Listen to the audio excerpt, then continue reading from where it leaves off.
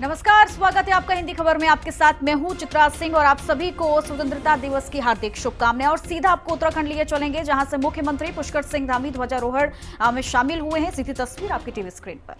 जिला पंचायत की अध्यक्ष आदरणीय मधु चौहान जी, टिहरी लोकसभा की लोकप्रिय सांसद आदरणीय माला राज्य लक्ष्मी शाह जी, मंच पर आसीन मुख्य सचिव राधा रतूड़ी जी, डीजीपी श्री अभिनव कुमार जी एवं मंचासीन सभी हमारे अधिकारीगण, इस समारोह में उपस्थित हमारे सभी महानुभाव, आए हुए सभी हमारे बड़े बुजुर्ग, माताएं बहनें, सभी उत्तराखंड राज्य आंदोलनकारी, उनके परिजन, उपस्थित भाइयों एवं बहनों, पत्रकार मित्रों एवं छायाकार बंधुओं, मैं आज के इस अवसर पर सभी प्रदेशवासियों को स्वतंत्रता दिवस की हार्दिक बधाई एवं शुभकामनाएं देता हूं। और सबसे पहले आज उन सभी वीर बलिदानियों और स्वतंत्रता सेनानियों को श्रद्धांजलि अर्पित करता हूं, जिन्होंने देश की स्वतंत्रता के लिए अपना सर्वोच्च निछावर किया।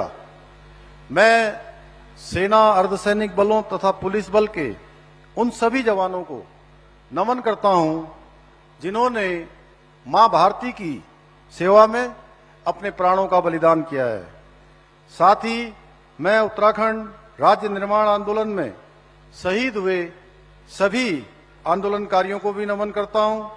भाइयों बहनों, उत्तराखंड देवभूमि होने के साथ साथ वीर भूमि भी है, क्योंकि देश की रक्षा के लिए हुए सभी युद्धों में हमारे जवानों ने अपनी वीरता और साहस से उत्तराखंड का नाम हमेशा रोशन किया है।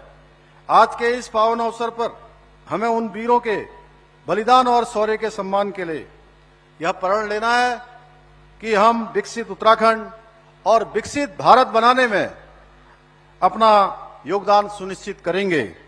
भाइयों बहनों, आदरणीय प्रधानमंत्री श्री नरेंद्र मोदी जी के नेतृत्व में आज भारत निरंतर प्रगति के पथ पर आगे बढ़ रहा है। पूरी दुनिया के अंदर आज भारत का मान सम्मान बढ़ रहा है, वैश्विक पहचान बढ़ रही है।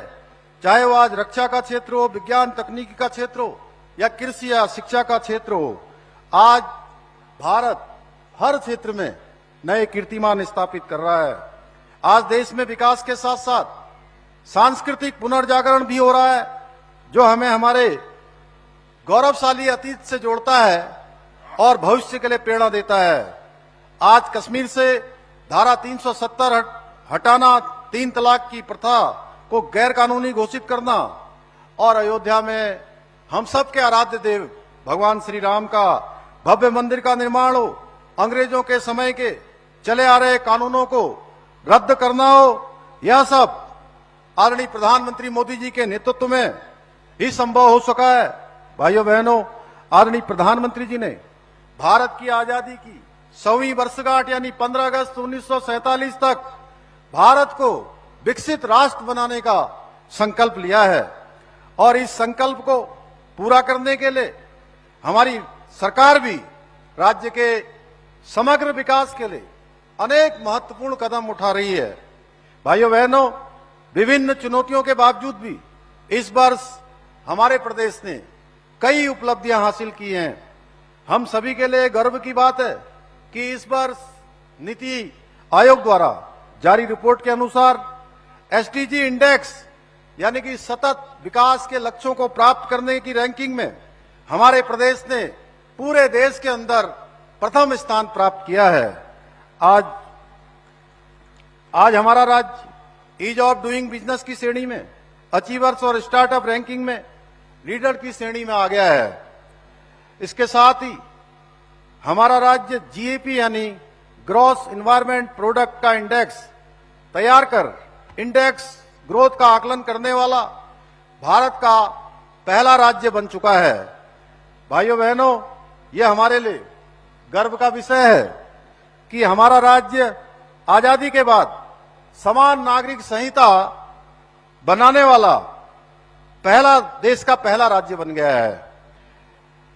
इसके द्वारा हमने देश और दुनिया को समानता और न्याय का एक प्रभावी संदेश दिया है। मुझे पूरा विश्वास है कि यूसीसी यानी कि समान नागरिक संहिता कानून समाज में महिला सशक्तिकरण की प्रक्रिया को और अधिक मजबूत करेगा।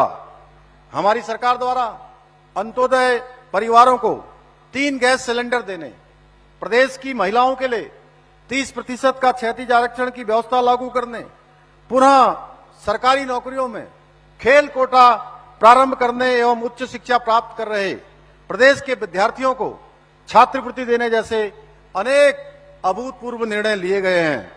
इसके साथ ही चाहे जबरन धर्मांतरण पर रोक के लिए कानून बनाना हो, लैंड जिहाद और लव जिहाद को रोकने के लिए कड़े कदम उठाने हो, देश का सबसे सख्त नकल विरोधी कानून बनाना हो या दंगा मुक्त प्रदेश बनाने के लिए एक कठोर दंगा रोधी कानून बनाने का निर्णय लेना हो, हमने इन सभी महत्वपूर्ण तथा लंबे समय से ठंडे बस्ते पर डाले गए कार्यों को धरातल पर उतारने का प्रयास किया है। भाइयों बहनों, हमारा उद्देश्य प्रदेश के सभी लोगों की समस्याओं